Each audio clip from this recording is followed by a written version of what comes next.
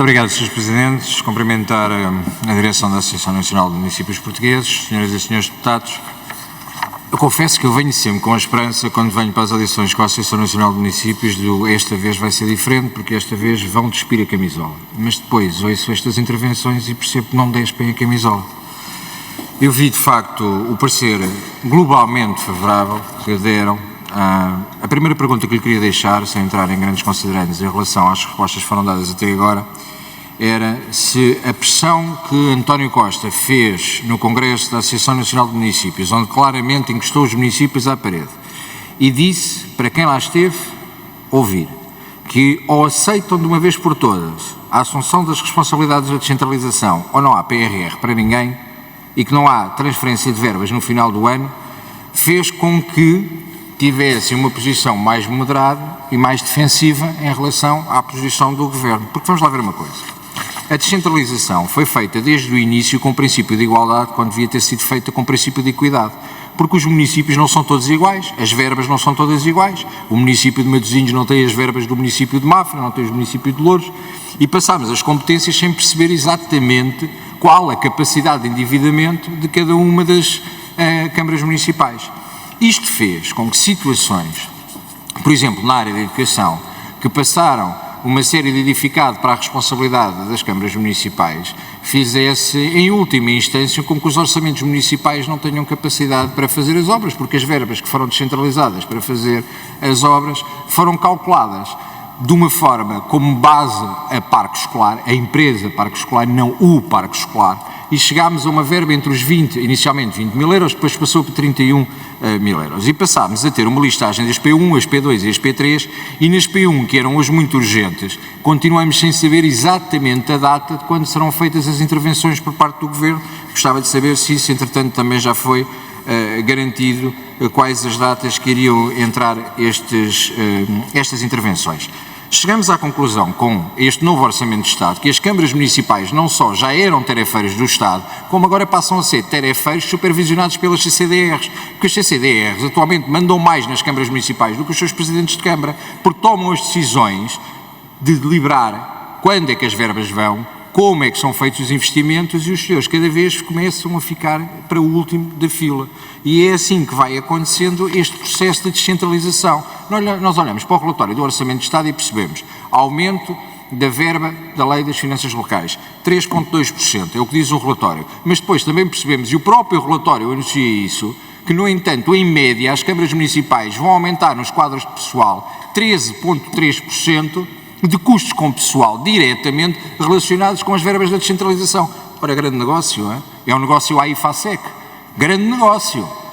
É passar para as câmaras municipais a responsabilidade da tarefa, colocam em cima das câmaras municipais, e a Associação Nacional de Municípios remete-se ao silêncio em relação a esta questão. Há outra questão que não vai ser falada certamente aqui hoje, mas que eu gostava de falar no âmbito do Orçamento de Estado. Uma das competências que está já há muito tempo descentralizada e que vai colocando em cima das câmaras municipais uma responsabilidade é a área da proteção civil. Há pouco tempo tivemos nesta Assembleia da República o Presidente da AGIF a entrar em contraponto e em confronto direto com a Associação Nacional de Municípios e com a AMAL, com uma série de CIMs, em relação aos bombeiros voluntários, a dizer que os bombeiros voluntários recebem por área ardida. Isto honorando diretamente as câmaras, e são as câmaras que hoje em dia suportam os bombeiros voluntários, porque se não forem as câmaras, os bombeiros voluntários estão todos falidos e de portas fechadas. Como é que vocês reagem a isto? Porque não há descentralização de verba por parte do Governo para salvaguardar o funcionamento. Mesmo para concluir, em relação à proteção civil, como é que reage nos municípios que têm funcionários municipais que são os chapadores, quando a Ministra da Coesão Territorial dá uma resposta a este Parlamento por escrito, a dizer que os subsídios que estão em falta pelos chapadores são responsabilidades de Vossas Excelências e que Vossas Excelências têm que os pagar, quando há câmaras como Santarém que não pagam e há outras câmaras que vão pagando. Em que é que ficamos? Obrigado, porque no Orçamento de Estado não vem nada refletido e os senhores é que vão pagar em última instância. Sr. Presidente, em relação à consideração que foi feita, apenas dizer o seguinte: eu estava mesmo a referir à Sra. Presidente e não aos autarcas em geral, porque eu também sou autarca e não tenho essa visão dos autarcas. Passando à frente, porque é o que menos importa para esta discussão, dizer-lhe o seguinte: eu estive presente o tempo todo no Congresso da Associação Nacional de Municípios. Falei com diversos presidentes, de quem sou amigo, de diversos espectros políticos, desde o PCP ao PSD e todos se queixavam do mesmo, da taxa de endividamento com que os municípios neste momento sofrem consequência da descentralização. E, portanto, não fui eu. E a questão da pressão que foi feita pelo Governo, e a senhora não assumiu se é verdade ou não que o Sr. Primeiro-Ministro colocou os municípios entre a espada e a parede, de que ou assumiam de facto as competências ou não havia PRR para ninguém e que a tranche do PRR não chegaria. E é essa parte que eu acho que deve ser discutida de forma muito séria, porque a descentralização vem honorar os municípios de uma forma que hoje em dia os municípios portugueses, a maior parte dos municípios portugueses estão falidos e para gerir o seu dia-a-dia têm que recorrer a empréstimos constantes.